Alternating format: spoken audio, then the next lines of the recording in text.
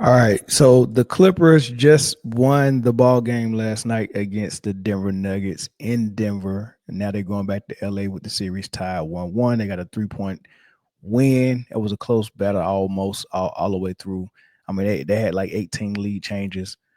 Big, huge game, man. I think the difference in this ball game was the 20 turnovers that Denver had, which was the total opposite last game, because last game the Clippers had 20 turnovers, and that was pretty much the difference. The difference in this game was definitely those 20 turnovers, but I also think as far as when you comparing the stars or the superstars, Jokic and Kawhi, they both had good games, but Kawhi came out with an assertive effort to take over the game, man. Score the basketball whenever they needed a bucket. Even when they was doubling him and trying to get the ball out of his hand, he took it upon himself to keep his dribble alive, and either beat the double team or wait the double team out. Let it shift, and then he re-engage and get in there and get those shots off. And he shot it phenomenally. I mean, 80%. I think it was like 14 for 19. Let me double check on what he was. 15 for 19. And that was mostly threes and jump shots. He 39 points off of just 19 shots. I mean, that's some Michael Jordan or some Kevin Durant type stuff. Man, it was a phenomenal game to watch, man. He hit big bucket after the big bucket. He was just everywhere. He's gonna have to be like that once again in game 3 in LA if they want to win that game. So that was a big deal. They kept their turn. They got their turnovers down from 20 last game to 11 this game. So that was a whole lot better. And they turned Denver over a little bit more than they did last game. And they turned Jokic over a lot. Jokic had 7 turnovers. So that was a huge difference. And he did record his triple double, which a lot of people get excited about. He kept a triple. He's climbing up the ladder of playoff triple doubles. He's number 3 behind Magic and LeBron. So he's climbing that ladder of playoff triple doubles. A lot of people are excited about that. But a game when the star that you're facing comes out and makes an assertive effort to give you 39 points, I would rather want Jokic to match that, right, and go get those points versus trying to have a well-balanced triple-double attack. Go get me the bucket. And that's the thing. I think that's a I don't even want to call it a lost art. I think that's something that just gets lost in translation. It just gets lost because most people are so fixated on stats and stuff in the stat sheet, right? That's a big deal to a lot of people. And I would rather have the points and the defense versus the triple double, right? And a triple double that 26-point triple double. The assist could have been had by someone else. Like Jamal Murray could have ran the point and ran the show, and Jokic could have concentrated on getting those buckets. I want to see him do that at least once or twice in this series. I want to see him concentrate on just buckets and not so much facilitating, right? So we'll see. We'll see how that goes. But I want to show y'all a whole bunch of things. We go listen to Kawhi Leonard first. Right, this is right after the game, in this post game. He was talking a little bit about what just happened. 18 lead changes, Kawhi, 12 times tied. How were you guys able to close it out there in that fourth quarter? Came down to stops at the end of the game. Great basketball team, especially at home. MVP caliber player with Jokic, and great guys around him. Murray, and they all playing great. So tough fight. That's what the playoffs about. I know what you said before the playoffs started, that you just want to leave it all out on the floor. You were 15 of 19 from the field, 39 points. When did you know, hey, I had it tonight? I just kept going and staying in the zone. I didn't worry about what shots I were making or missing, just kept shooting. I know it's tough to get a road win, especially in the playoffs. Now it shifts back home. How much does the mentality shift now, knowing the series is tied up at 1-1? You get to play in front of some home fans now. Same mentality. We got to go out there and still play a good basketball game, staying focused. Like I said, this is a great basketball team we'll be playing against, and it's no easy walk. Kawhi, it's going to be a heck of a series. 2 great games so far. Congrats. We'll see you in LA. Thank you. And he's right. That's the right mentality to have. We're going to LA. we stole a game in Denver, so we stole home court advantage, but we can't go to LA relax. The mindset has to be we have to get that game as well. Game 3 is a must win for both teams, right? So you can't relax and go in there and think that you can take your foot off the gas. You got to actually put these boys to sleep early, right? You got home court advantage. You in LA. That's a real good opportunity for you really to send a message and get that game and be greedy and get both games at home, right? Come back to Denver 3-1, right? That's going to be your best bet. Come back to Denver 3-1, right? So and really they could be going to LA 2-0 right now, because they very well could have won that first game to win in the overtime. They had to lead the whole game. I think they was up in double digits before they took their foot off the gas and let Denver steal their game from them. So I'm just excited about this series. I can't, when I first was doing my predictions, I said that the Detroit, which we'll talk about after this, the Detroit and Knicks series, I'm very interested in watching. This series with the Clippers and the Nuggets, very interesting in watching. The Laker and Minnesota series, interesting in watching as well. Those three. I'm forgetting something. Not the Warriors. I'm not. I watched that one, but I'm not that interested in it, man. Because I already know what's gonna happen in that one. Until I see them let the Rockets actually play, it's not an interesting series to me. But I have no gripes about how they called this game. It was a pretty evenly called game. So let's talk about some of the things what I saw on film. Right, this ought to be fun, y'all. Back, a silencer with his big.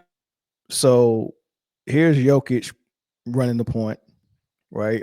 He does that from time to time, and this is the danger in having a 7-foot center with his passing ability, his high IQ, his ability to handle the ball and play on the perimeter. And he's just not a guy who can just handle it, because we've had big men, not really 7-footers, but you can think about Giannis. Giannis is a 7-footer, but he can't shoot. The difference between him and Jokic is Jokic can shoot it. So being afraid of Jokic getting downhill and then drawing the defense and kicking it out for a pass, and you backing all the way off of him 6 feet and giving him space, you can't do that with him because he's such a good shooter as well.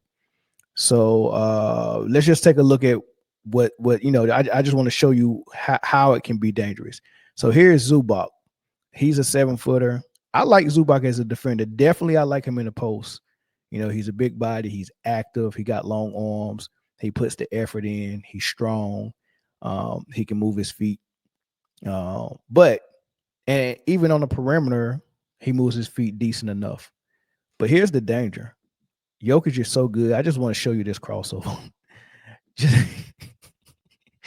just look at Jokic cross it over and get in the paint. But look at the recovery by Zubac to get back. And that's you in the regular season. Sometimes on a lot of teams, that's an easy basket. Sometimes that's a dunk lob, right? So Harden and Zubac both did a good job of getting back to stop that. But I just wanted to show you that just to say, show you what's dangerous about Zubac being on the perimeter on Jokic.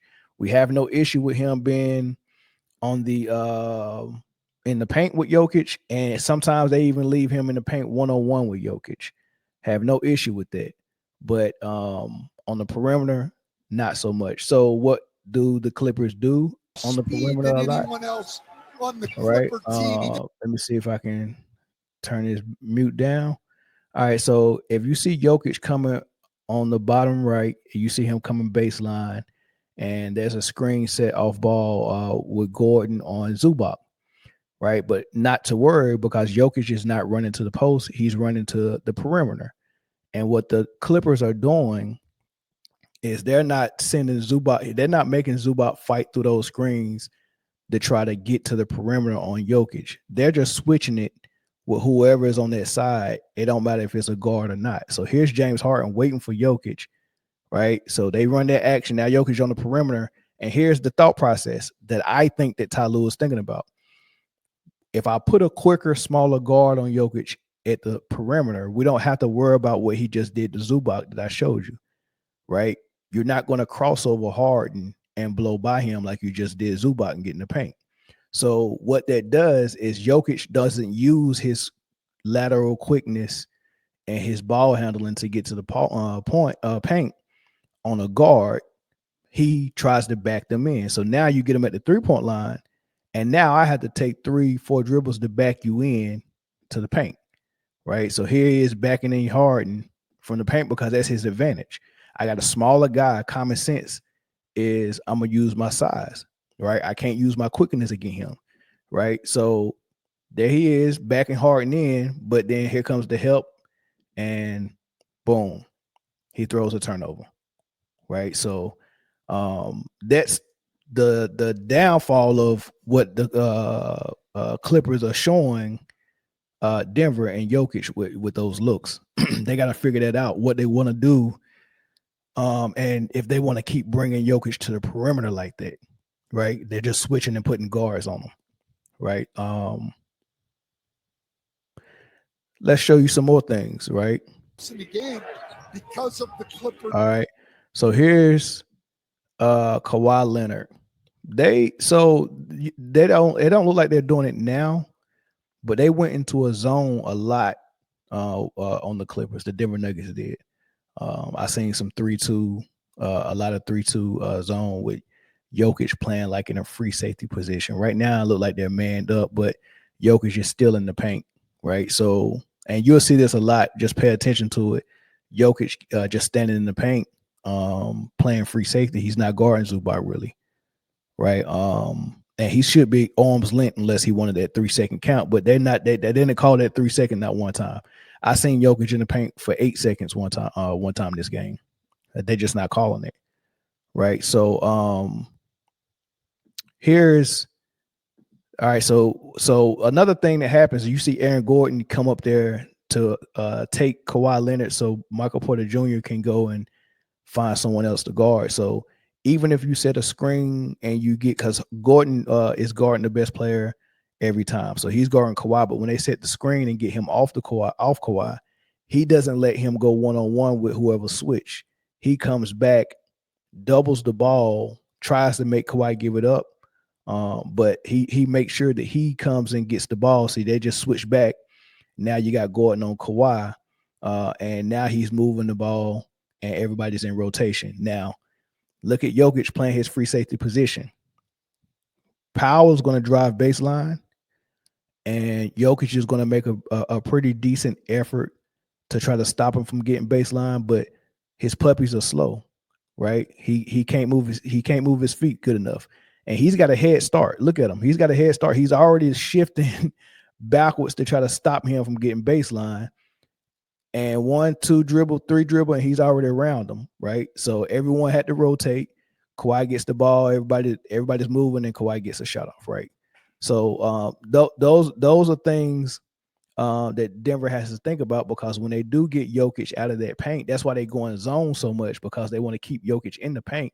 Because anytime they get him to the perimeter, it's very easy to blow by him, right? And they giving up a lot of paint penetration, which are leading to some good things for the Clippers when Jokic is brought out of the paint. So you'll see a lot of times like this time here of Jokic playing free safety, right? So looks like one of their zones.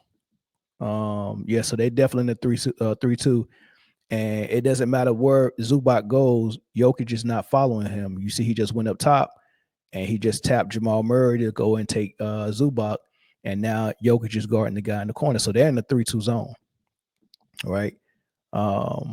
Now Zubac is going back to the paint and they're switching again. He's going back to, so he wants to stay in the paint by any means necessary. Right.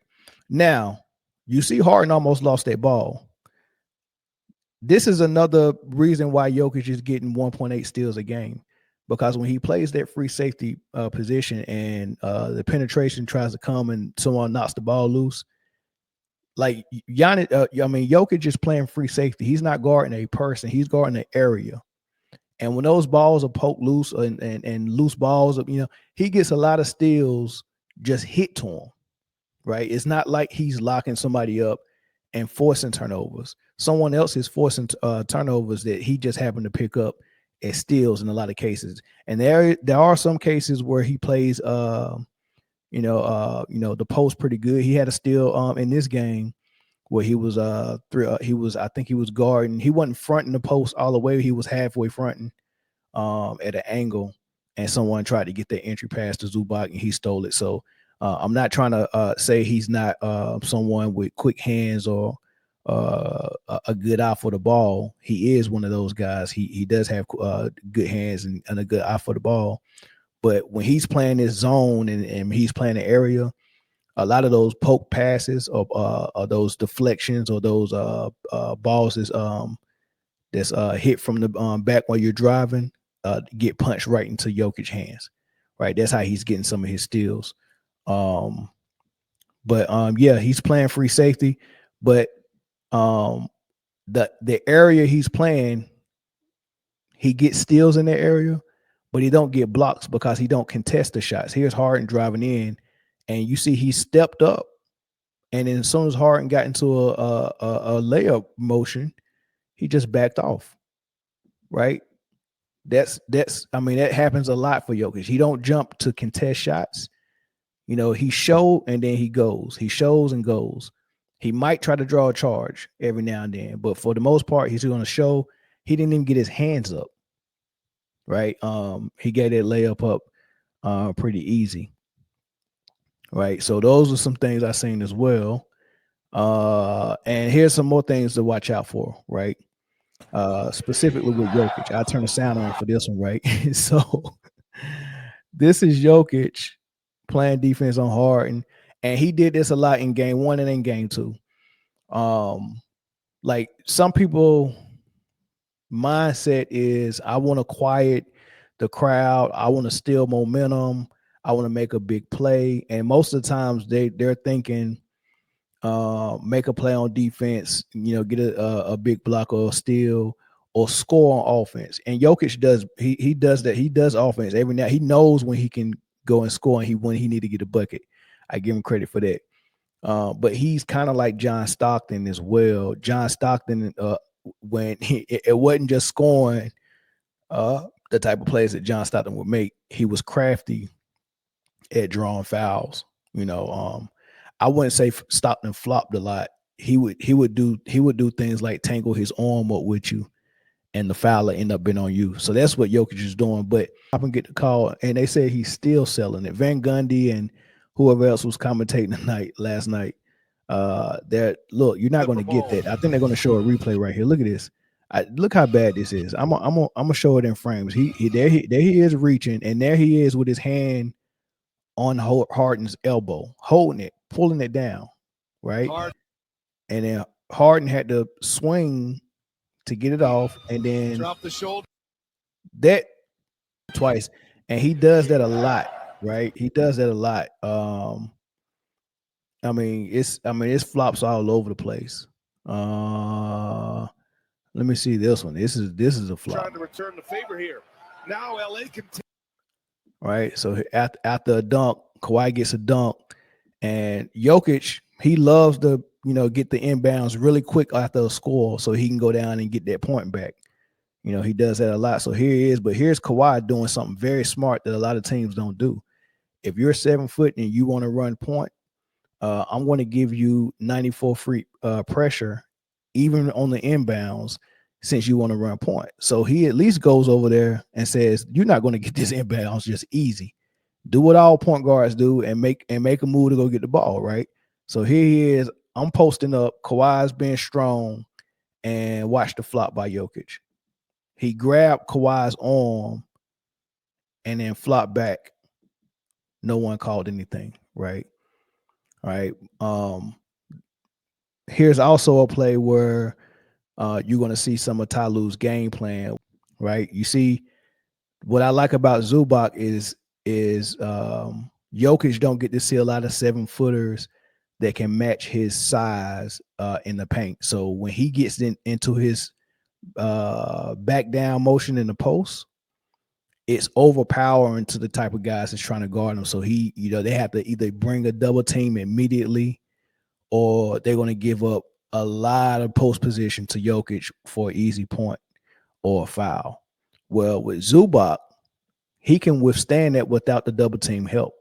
And when Jokic try to go through his chest, he can withstand it, right? So what the game plan is, when Jokic make his initial move and he runs into Zubac's chest and Zubac doesn't move, Jokic has a tendency to spin. If he don't beat you off that first move, he's going to spin back to the inside of the floor. And what the Clippers are doing is they're watching him make his initial move. It's Zubac's job to stop him. And then when he comes into his spin, it's the help side. It's their job to be right there in his face as soon as he spin. And that's what they're doing. As soon as Zubac stopped him, let me see if I can play this again. See that a couple of more times. Let me see what this one is. Under 4 minutes. So here's Harden. Let's see Jokic again. Remember I told you about that no contest? He don't contest those shots that come in. He's guarding that area. But right. Another flop. Right? So this is how he get points back. Yeah, you might have scored that. Right? Zubac is 7. Look at this. Zubac boxing out. I guess you can call it that,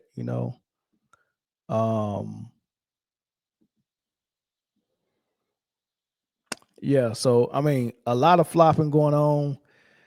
I really want the refs to kind of get that under control, where they're not getting fooled by as much. I mean, he flopped a lot, and he didn't get all of them, right? He didn't get all those calls, but he got enough of them to make a difference in the game. Right? He didn't get all of them, but he got enough of them to make a difference in the game, and that's something I think the refs should look into and fix the game. And we've seen a lot of it in the Pistons game as well. And so we'll get to what happened with the Knicks and the Pistons. Jalen Brunson, you can barely touch that guy, man. And what I didn't like and what I want out of the game of basketball is the pump fake, on the perimeter, get the guy off his feet, and then you get the chance to invade his space, jump into him, and put up a shot attempt, and the foul is on him. You getting 3 shots. I want that out of the game. I think if a player jumps vertically, 100% if you jump vertically, I don't think the offensive player should be able to, just because he pump fake you, get a reward by jumping into you and making contact, and the foul is on you. I think this space right here, me standing up, all that space is mine. If you come into that space, that should be offensive foul, right? So 100%, if I jump vertically, I should not be called for anything unless my hands foul you. That goes inside the paint. That goes outside the paint on the perimeter. Verticality. If I jump straight up and I don't go forward, right? If I jump straight up verticality and I don't use my hands, and you jump into my body, I should never be called for that foul. It don't matter if you pump fake me on the perimeter and then you jump into my body. I think that's an offensive foul because you left your space to come into my space to make body contact. Right now, if you pump fake me and I jump towards you, right, and then you jump toward me and make contact, now I think that should be a conversation. I think it's a clear cut. If I jump straight up, you can't jump into my body. It should be an offensive foul. But if I jump toward you and you jump toward me and we make body contact, that should be a conversation, right? I think that can be a conversation. on whether it should be offensive foul, defensive foul, no call. I don't know. So I think that can be a conversation. They could talk about that with the competition committee, but I really think they need to change the fact that if I jump straight up and you invade my space, you should not get rewarded for that as the offensive player. And I seen Brunson do that 3 times in the fourth quarter. He got this man got daggone. He fouled Sir Thompson out on a play like that. He got a foul on Harris. Got 3 shots on that. And I can't remember who he got. The third guy who he got, but that's one thing I did point out. Also, I think the Detroit Pistons shot like 34 free throws. That was insane. I only seen the second half of that, so I didn't see. I seen most of because Detroit had the lead when I turned the game on. So what I seen was mostly the comeback from the Knicks and Jalen Brunson hunting down fouls and all that stuff. And then when I looked at the score sheet and seen that the Detroit Pistons got 34 free throws, I'm like, how? Because I didn't see that none in the fourth quarter. And barely in the third quarter I seen it. So I don't know what happened before that, but evidently they got a whole bunch of free throws. So I got to watch that entire game to figure out how they got so many free throws.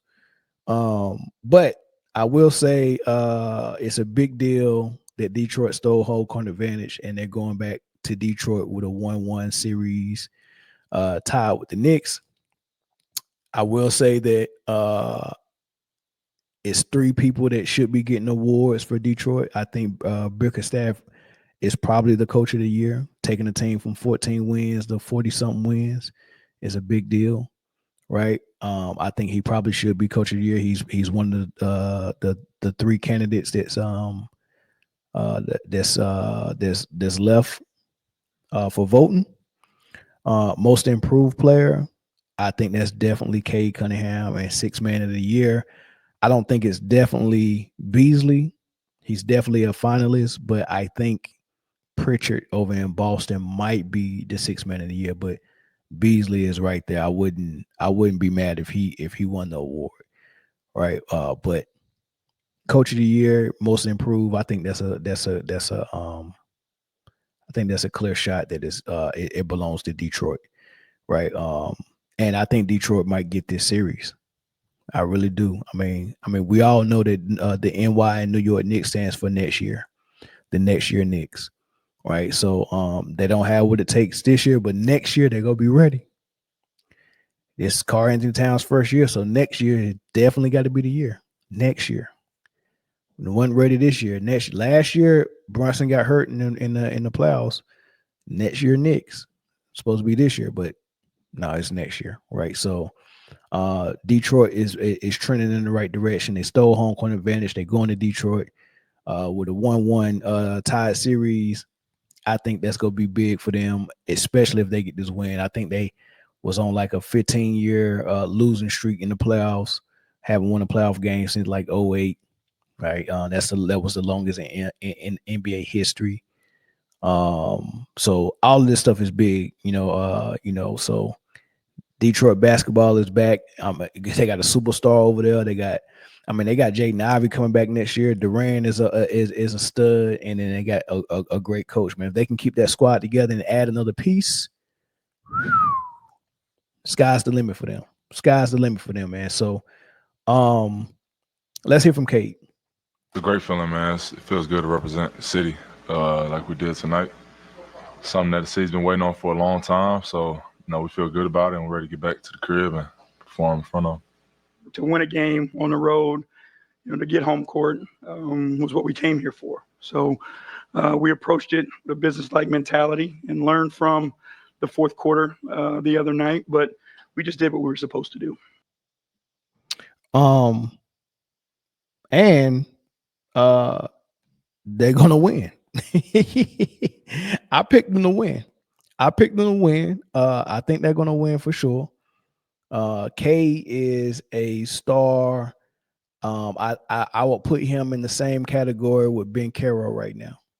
I mean, as far as the young bucks that's coming up, there's nobody better than K, Ben Carroll, of course, Wemby, right? But I mean, Wemby is already in the category where where he's arrived, right? Ben Carroll and Cade still trying to get their recognition, right? So Cade, Ben Carroll, I mean, you could say SGA, but he's already arrived. He's about to be the MVP this season. So, but no, man, the league is in good hands. And look, and Cade is another guy who locks up. He plays defense. He's not one dimensional. Ben Carroll plays defense. SGA plays defense. Wemby plays defense. Those are the ones right there. Those are the ones moving forward. Definitely are the ones moving forward, man. So, y'all need to keep an eye on this series. This series is one to watch for sure. Both teams are playing defense. The game, the refs are letting them get a little physical. It's chippy at times. It's good. It's good coaching. I mean, Tibbs is a good coach, and he's just running his guys into the ground. But he's a good coach. He's good with X's and O's. He makes adjustments. But Bickerstaff is impressing a lot of people. He's impressing a lot of people, man. So shout out to Detroit. But that's all I wanted to say. Last thing I want to do for this episode is I want to get into no, I don't want to do that. I want to get into this exit interview that Nico Harrison did yesterday, right? So, and I don't know if you heard the TNT crew at halftime during the game last night, but Charles Barkley evidently knows Nico. He probably got ties with him when he was at Nike because he was Charles Barkley was signed with Nike as well. So he said, "Hey, look, man, I'm a friend of yours, Nico, but I just gotta ask you, man, stop doing these press conferences, right? Just so I guess Charles Barkley is saying he's just making it worse. He's making, just you made a decision. You gotta, you made your bed. You gotta lie in it. Just live with it. Stop trying to do these interviews, right? Now, exit interviews, every team does those. So this wasn't nothing out of the ordinary, except for the fact that he did a closed conference interview like this already, and it was closed to the public. There was no cameras. There was no recorders. It was only transcript, right? So they did that, and then the media towed him up saying that he's ducking the smoke. He's not facing the music. Why would you do this closed door and all this stuff? So him hearing all that noise, or either the owner hearing all that noise, somebody at some point said, you know what, let's go ahead and do it to the public. But this exit interview is something that was already probably scheduled by the team, that they just decided, instead of just talking about the normal stuff next year and what we trying to do, what we expect, and some things about this year, we're gonna let the media ask questions about this Luka trade, right? But I think the original thought was that once I do this closed off conference, I'll address the Luka stuff there, and then the exit interview can be all the other stuff. But I think that people were so upset that he did it closed off like that they made the Luka stuff. They made it available for them to be able to ask those questions during this press conference, right? So let's get into some of the stuff they asked him. And I would just say this: all this was, it was about 25 minutes of him opening it up for questions by, giving his statement and things that he want to do in the off season and what he want to do next year, and the ups and downs of this season, what the vision is. He kind of gave a little brief synopsis of that in the first minute or two, then opened it up for questions. So it was about 25 minutes of them asking questions, and this is what it boils down to. There were Dallas media, and they had some other people that wasn't Dallas media, like The Athletic was there, and some other pubs that wasn't local to Dallas, but mostly local Dallas media pretty much asking questions as an entitled fan or on the behalf of entitled fans. And the reason why I say entitled is because they really feel like as fans, as fans, you shouldn't make any decisions that's going to upset us, right? By trading away a player that we love, right? So they want answers. They want a pound of flesh.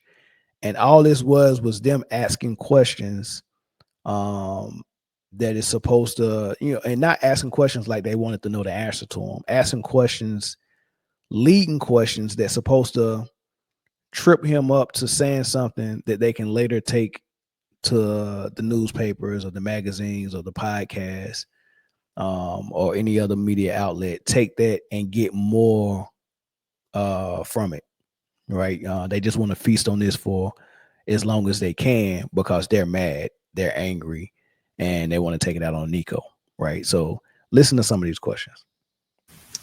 And Nico, Christian Clark with The Athletic, in the weeks leading up to the trade, how much discussion internally was about just, trading Luka for another player who up to that point had missed a lot more time in his career effectively, like trading a guy for a player who I guess was more injury prone. How much did you guys discuss that or think about that?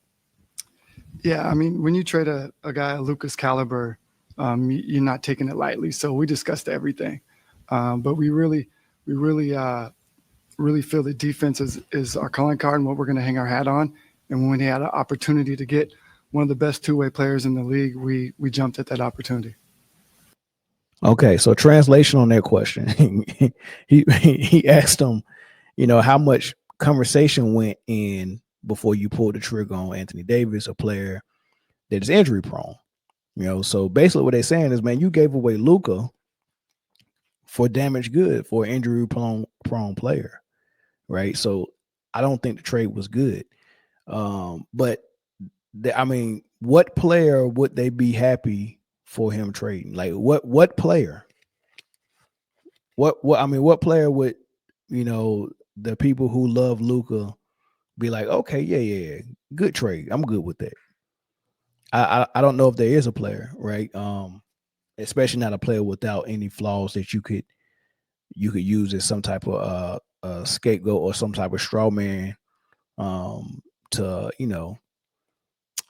voice your frustrations. I mean, you're gonna find something wrong with this player that y'all got in return. So you can talk about how bad a trade it was. You could have traded for Steph, they would have said he's 37, he's too old, right? You traded for Giannis. Giannis might be one of the players that maybe they wouldn't have an issue with, but anybody else, they would have had some type of issue with it. Anthony Edwards, you traded for Anthony Edwards, they probably would have complained about that too. He's not an injury prone player, but that's what he's bringing up. And I like Nico's answer. He'll pretty much say, we talked about everything. It was a major trade. It was a player that was a big time. That's still a big time player. So we talked about everything. So yeah, we discussed AD's injury history. We discussed that, and then we still decided, yep, we wanted the Luka business so bad that AD, we getting a defender and a guy who can give you 30 a night in return, right, and deter everything in the paint, right? So we'll take that chance. Right. You got to live with that. Nico's got to live with it, and the fans got to live with it. Like, it's over after Nico did this press conference, it should be over. Like, why are we still talking about this? As soon as the Lakers win their first game in the playoffs, it's going to reflash once again, right? They won't stop talking about this until the Lakers are put out of the playoffs, and they'll probably shut up about it until next season. Right. But every game the Lakers win, every game Luka scores 30 or more, every near triple double, they're going to be like, Nico should be fired. Nico should be fired. Right. But so what? They made a decision. Live with it. Over here, Isaac from Locked On Mavs. When when Luka comes back to town, the Lakers game's happening in you're standing there and there's thousands of people chanting for you to be fired. That's an experience that none of us, no one's chanting for for us to lose our jobs. Why shouldn't you be fired? Wow. And I noticed, I know his voice. I watched Locked On Mavs. He seems like a young kid, a good kid. I don't know how old he is. I think he seems young. But man, that's a heck of a question, man, to ask. That's a heck of a question, bro. To ask somebody that, I want to say to ask an elder, but dang, like you can't have respect for a person when you ask them stuff like that. Why shouldn't you be fired? Here's the answer. Well, one, I think I've done a really good job here, and I don't think I can be judged by the injuries this year. You have to judge from totality, from beginning to end, and so I think I have a really good working relationship with Patrick. I think you add in Rick, the leadership that we have is really elite, and you'll see next year when our team comes back, we're going to be competing for a championship. So I like that answer, but I disagree slightly when we said I can't be judged by the injuries. You can be, right? Now, the injuries to Kyrie and PJ Washington and Gafford and Lively and all those players that went down this season. No, you can't be judged as a GM by players getting injured. But the only player that you can be judged by if they get injured is the player that you actually traded Luka for, which is AD. So if AD goes down, then ultimately you can be judged by that and should be judged by that because you made the decision to trade the younger player for the older injury-prone player, and that was your gamble, right? If the gamble pays off and AD is on the floor more than he's not on the floor, and he's healthy more than he's not healthy, then it was a good gamble. But that's yet to be seen, right? So you rolled the dice, you gambled. It can pay off. It cannot pay off, right? But you have to you have to accept the fact that you can be judged by how healthy AD is in these 3 years that you got him tied up with Kyrie Irving. Because I'm assuming y'all go re-sign Kyrie for a 3-year extension this summer. So yeah, you can be judged by that. But I think the question was disrespectful and Craig, why shouldn't you be fired? Why should he be fired? Right? It's the question. Why should he be fired? Just for trading Luka? My owner signed off on that. And more than likely the owner was eager to get out of the Luka business knowing what they was going to have to pay him. And when they sat down and thought about it and was like, okay, if we pay him this money, will we have enough money to go around for player X, Y, Z, whatever the case may be, 1, 2, 3?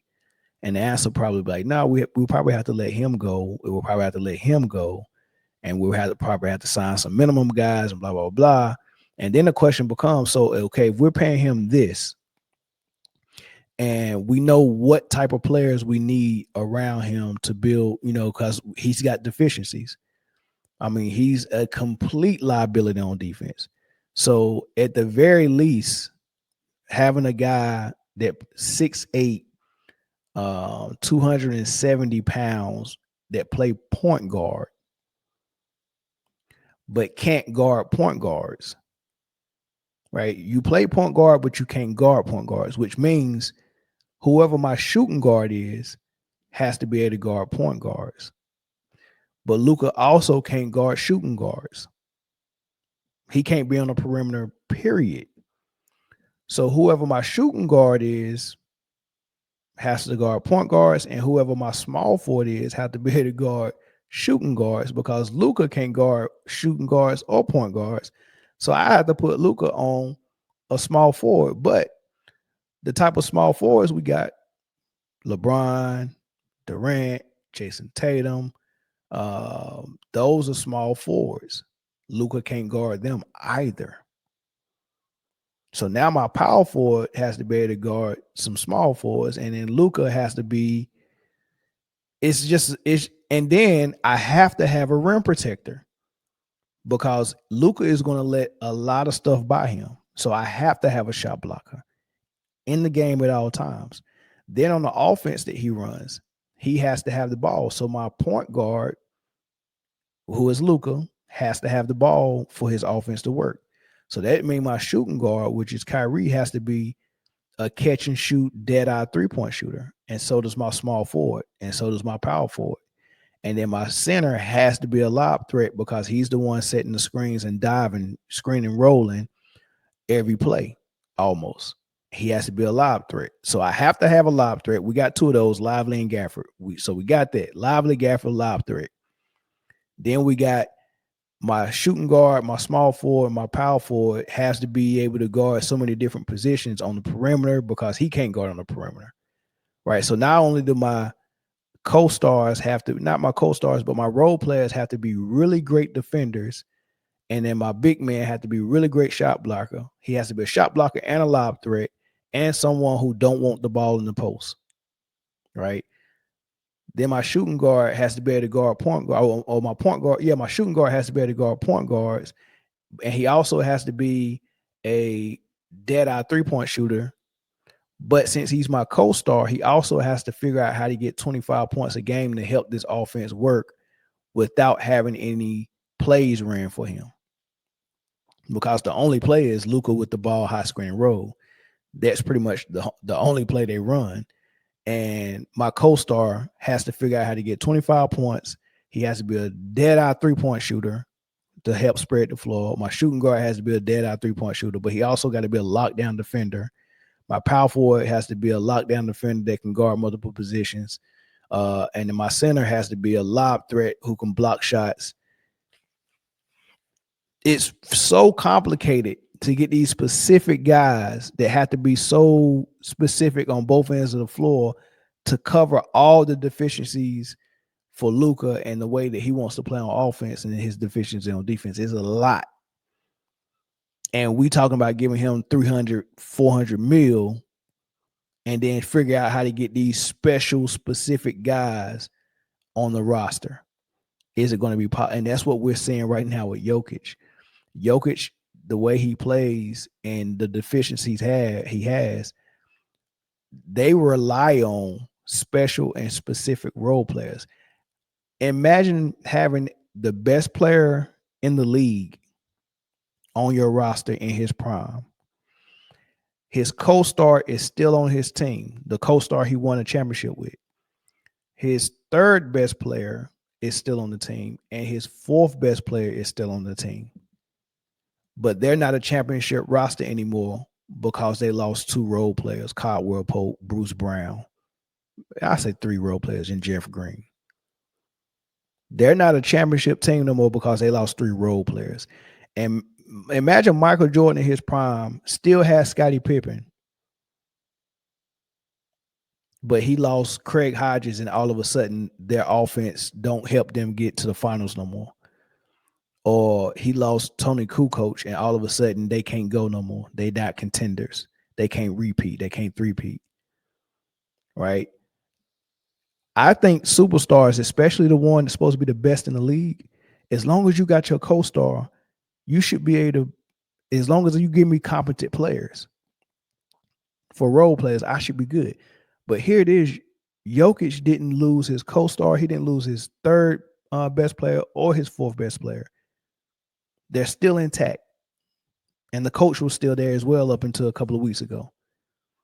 But they're not a contender anymore because of Bruce Brown and Caldwell Pope and Jeff Green. And that's what Dallas was looking at. Man, if we pay Luka all this money, we're going to lose some role players. But the role players are so important to this offense because there's only a certain type of player that we can have in this offense. And I mean, it's just too much. Like when you're really good, Just give me a good player and we'll figure it out. But having a specific player you have to have all the time, that's unreal to me. And Nico, you say repeatedly that defense wins championships. Are you saying it was impossible to build a roster that included Luka Doncic that was strong enough defensively to win a championship? No, I think it's really doubling down on defense. And, like I said, when we had the opportunity to get Anthony Davis, who is one of the best two-way players in the league, we jumped at that opportunity. That was a crazy question. Are you saying defense wins championships? Are you saying that you're not able to build a championship roster around Luka because of defense? No, I'm just doubling down on defense. We had an opportunity to get a two-way player, the best two-way player in the league, someone who can give me 30 and also protect the rim. And it's hard to not want a team that don't have holes defensively. Like when you look at Boston, I don't think they have no holes defensively. Al Horford is a big man that can protect the paint. He can guard post players. He can shot block even at his age. And then he can step out on the perimeter and guard the pick and roll and switch and guard smaller players, guards, perimeter players. He can guard them and stick with them, right? Porzingis, shot blocker, rim protector, right? Jason Tatum, very versatile, can guard 1 through 4 at an elite level. Jaylen Brown can guard 1 through 3 at an elite level. Drew Holiday can guard 1 through 3 at an elite level. Derek Wright, one of the best shot blocking guards in the league, can guard 1 through 3, very elite. And then their shooters even play defense. Pritchard plays defense. Hauser plays defense. They don't have a weakness on their team on either end of the floor. They don't have a guy that we can say, all right, that's our offense. Get him switched on the ball and we just go take him to the hole. They got to be in rotation after that. They don't have that. And getting the hell beat out of them in the finals against Boston and looking at them and game planning for them and realizing, that's no weakness to attack. They had to look at them and be like, man, I wish we had something like that. I wish we could have an offense and a defense where Jay Kidd can actually do some coaching and not say, hey, it's all about high screen and roll, Luka with the ball, take us home, be a hero. And then sit there and come to the press conference after you get beat and try to protect Luka by saying, we got to do a better job of protecting Luka on defense. This is supposed to be your best player. Imagine Michael Jordan getting protected on defense, saying that he's so much of a liability that we have to scheme our offense and pre-rotate the entire offense to where the ball is. Like whoever Luka is guarding, we have to pre-rotate. Like stand home, and then once the ball is in the paint or you're trying to penetrate and you got to switch. Yeah, I can see us rotating in. If we double someone, I can see us rotating in. That's not what they're doing. As soon as the man that Luka's guarding get the ball, they're already pre-rotated because they know he gonna get beat.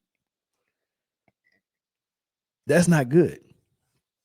That's not good. So I answered the question for you. No, he didn't. That's why they traded him. They didn't feel like they could have a championship team that can win it with that many deficiencies on the defensive end, starting with our best player. Hi, Nico. Joey Mastretta with Clutch Points. Going off that question, you've made it very clear defense wins championships, and that's a very respectable mentality, old basketball saying. He said that's a very respectable mentality. And when you say that, yeah, you say defense wins championship, that's very respectable. Okay, I get. So he really don't respect it. That's what that when people say that, that's what they mean. I really don't respect that. Oh, that's cute. Yeah, we know that ain't real. He don't even respect the fact that defense does win championships. looking at Luka Doncic, he did get this team to the NBA Finals last year. When you look at Luka Doncic, do you consider him a championship level player? You know, that's kind of an unfair question. Luka's no longer on this team. But what I am excited about is I do believe we have a championship caliber team, and we'll show that next year. That's an unfair question. Luka's not on the team. He got us to the finals last year. Why would you trade? That's the just translation. He got us to the finals. How could you not think we could actually win it? I mean, come on, dog. They looked at it. They assessed the situation. They don't think they can win with him, man. Just let it go. I mean, when Doc Rivers said it about Ben Simmons, I didn't see no one up in arms saying Doc Rivers was wrong. He said, I don't think we can be, I don't know if we can win with Ben Simmons as our point guard. I don't know. Nobody cried about that except Ben Simmons. But I mean, people got their prerogative. I mean, if you want to divorce away from a player, you should be able to do that. Like, we're not obligated to sign him and get him $300 million. We're not obligated to that. We didn't want to do it as a ownership and a front office. We decided we did not want to move forward with Luka.